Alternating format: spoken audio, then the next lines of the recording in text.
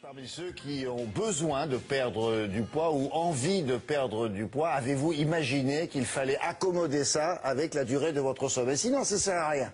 Ça sert quasiment à rien. Ne pas dormir quand on fait un régime, eh bien ça limiterait sérieusement l'efficacité du régime en question.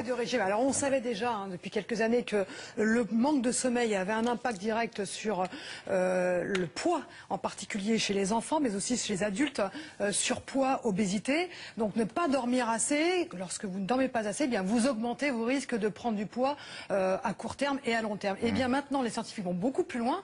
Ils se sont intéressés à ceux qui voulaient perdre du poids, dont ceux qui entamaient un régime. Eh bien, sachez que si vous ne dormez pas assez lorsque vous êtes au régime, vous allez perdre quoi? De la masse maigre, vous allez perdre du muscle et beaucoup moins de masse grasse, c'est-à-dire du gras.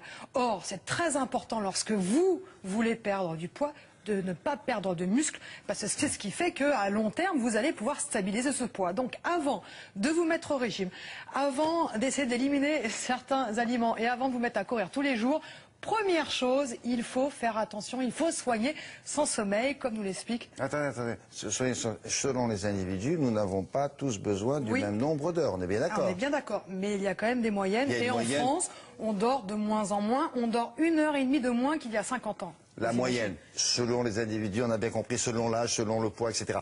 Bon, si vous dormez 7 heures, ça va, c'est bien. 7 heures. En France, là, en ce moment, on dort 6h58 en semaine, 7h50. Eh bien non, ça suffit pas. On dort moins qu'avant.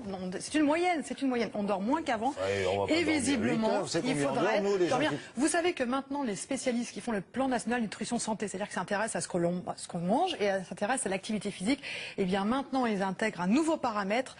Vous devez bouger, vous devez manger correctement et surtout, vous devez dormir. Explication du docteur Boris Ancel.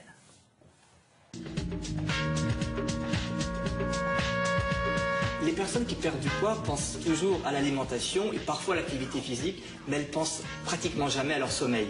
Ces résultats nous montrent qu'il est important de penser au sommeil quand on perd du poids. Parce que le fait de dormir correctement quand on perd du poids, ça permet de perdre plus de masse grasse que si on se prive de sommeil. Autrement dit, le sommeil permet de préserver la masse maigre quand on perd des kilos. Préserver la masse maigre, c'est essentiel.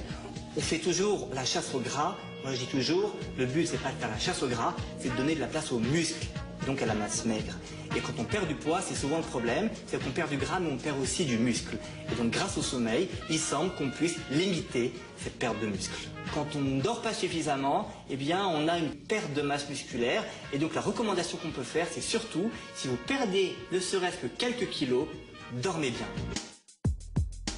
Alors pourquoi est-ce que quand on manque de sommeil, eh bien on perd plus de muscles et moins de gras lors d'un régime?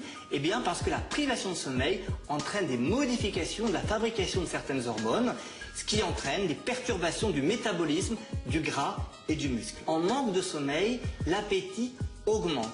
Donc on peut imaginer que si on suit un régime sur du long terme et que l'on manque de sommeil, l'appétit va augmenter, on va avoir du mal à maigrir et sur le long terme, ça va favoriser la résistance à la perte de poids et la reprise de poids.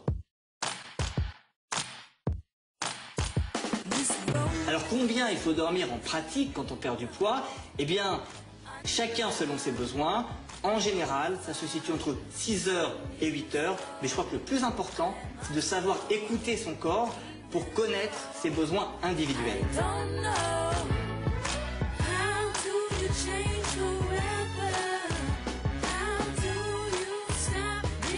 Il faut savoir écouter son corps, écoute ton corps.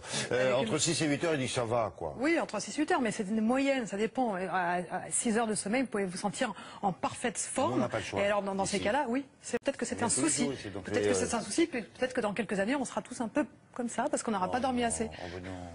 Non, on risque pas. Avec une augmentation de l'appétit, quand même, on a beaucoup plus faim lorsque l'on ne dort pas assez, avant le petit déjeuner et avant le dîner. Et on augmente notre ration de 20% en calories, ce qui, à long terme, 20% de plus chaque jour, ça peut vraiment amener à prendre du poids.